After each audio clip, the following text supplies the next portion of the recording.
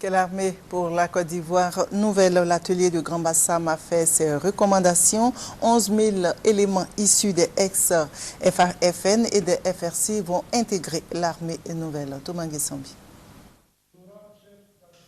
3 interventions ont été enregistrées au cours de la cérémonie de clôture de cet atelier qui a réuni 3 jours durant des experts nationaux et internationaux spécialistes des questions de défense et de sécurité. Le président du comité d'organisation, le commissaire général de 2e classe, Raymond Kissi-Kouabenan, premier à prendre la parole, a relevé l'esprit de franche collaboration qui a régné tout au long des travaux. À sa suite, le colonel Jules Yao Yao, membre de la commission, a donné lecture du communiqué final avec des recommandations qui ont entre autres tourné autour du cadre juridique et institutionnel devant régir les forces républicaines de Côte d'Ivoire.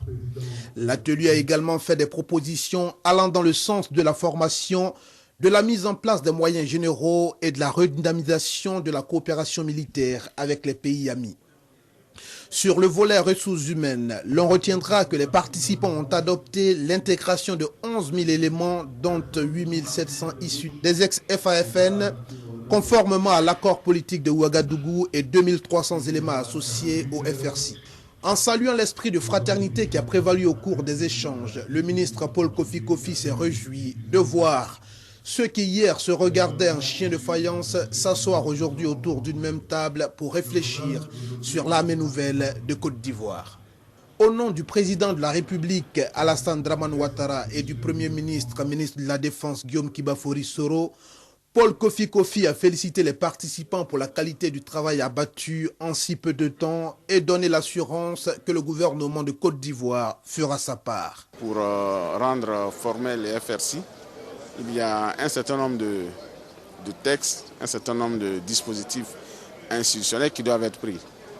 Et ces éléments ont été examinés ici, à Bassam. Des textes ont été examinés. Alors dès que nous allons rentrer à Abidjan, nous allons les soumettre à l'autorité pour que ces textes-là puissent être adoptés, validés par le gouvernement et pour permettre donc à ces forces-là d'être dans la légalité pour exercer leur mission. Les forces républicaines de Côte d'Ivoire devraient donc dans les jours qui viennent être dotées d'un cadre juridique pour en faire une armée nouvelle attachée aux valeurs d'unité, de cohésion et de moralité républicaine.